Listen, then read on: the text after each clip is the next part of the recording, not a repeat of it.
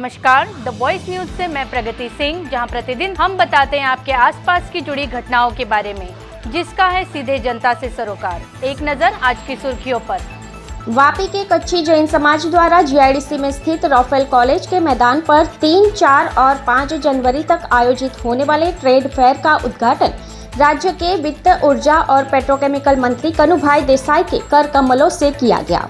इस trade fair में वलसाड़, वापी, मुंबई, सूरत, सुरेंद्रनगर, राजकोट और कच्छ के कुल 142 स्टॉल धारकों ने उत्साहपूर्वक भाग लिया। इनमें से अधिकांश महिला विक्रेता है जो गृह उद्योग चला रही है और इस प्लेटफॉर्म के माध्यम से अपने उत्पादों को उचित मूल्य पर बेचने का अवसर प्राप्त करेंगी। ट्रेड फेयर के उद्घाटन समारोह में मंत्री कनुभाई देसाई ने कहा कि इस ट्रेड फेयर में विविध उत्पादों के माध्यम से व्यापारियों और ग्राहकों को एक उत्कृष्ट बाजार मिलेगा। कच्छी परंपरा के अनुसार समाज के अग्रणियों ने मंत्री का कुमकुम तिलक कर स्वागत और सम्मान किया। इस अवसर पर मंत्री ने वापी और कच्छी समाज के विकास में महत्वपूर्ण योगदान देने वाले स्वर्गीय NV उकाणी को भी याद किया। ट्रेड फेयर में भाग लेने वाले व्यापारियों को शुभकामनाएं देते हुए मुख्य स्पॉन्सर तरलाबेन छेड़ा ने कहा कि तीसरी बार आयोजित इस ट्रेड फेयर में सहयोग के लिए वापी कच्छी जैन समाज का आभार व्यक्त करती हूँ। इस अवसर पर जिला संगठन महामंत्री शिल्पेश भाई देसाई, वापी शहर संगठन प्रमुख मनीष देसाई, उद्योगपति LN Garg, AK Shah, VIA अध्यक्ष Satish Patel, notified chairman Hemant Patel, VIA के पूर्व अध्यक्ष योगेश काबरिया सहित कई गणमान्य व्यक्ति बड़ी संख्या में उपस्थित रहे। दी वॉइस न्यूज के लिए ओलिवर ठक्कर की रिपोर्ट।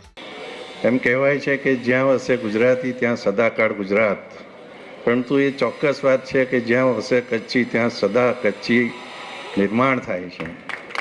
આપણે જાણીએ છીએ કે ભારતની આઝાદી માટેની સર્વપ્રથમ લડાઈ જો ભારતની બહાર રહીને લડી હોય તો કચ્છી માળુએ લડી છે એમ ચોક્કસ કહી શકાય। ઇન્ડિયા હાઉસ સ્થાપીને જે રીતે આખી સમગ્ર આઝાદીની લડતને પ્રોત્સાહન આપનાર આપણા વીરલાને આપણે આજે યાદ કરવા જ જોઈએ।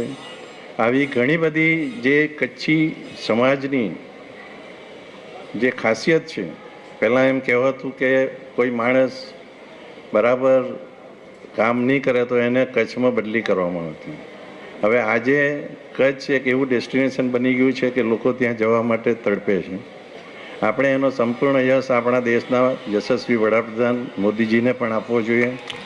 2001ના ભયાનક ધરતીકંપ પછી જે રીતે કચ્છનું નવનિર્માણ કરવાનો એમણે જે પ્રયાસ કર્યો અને એ પ્રયાસમાં અનેકવિધ આયોજનો થયા અને એમાં ખાસ કરીને કચ્છની સંસ્કૃતિ, એનો કુટીર ઉદ્યોગ, એની કલા, એની સાથે સાથે કચ્છ આજે ખેતીવાડી અને ઉર્જા ક્ષેત્રે પણ નંબર 1 બનવા જઈ રહ્યું છે।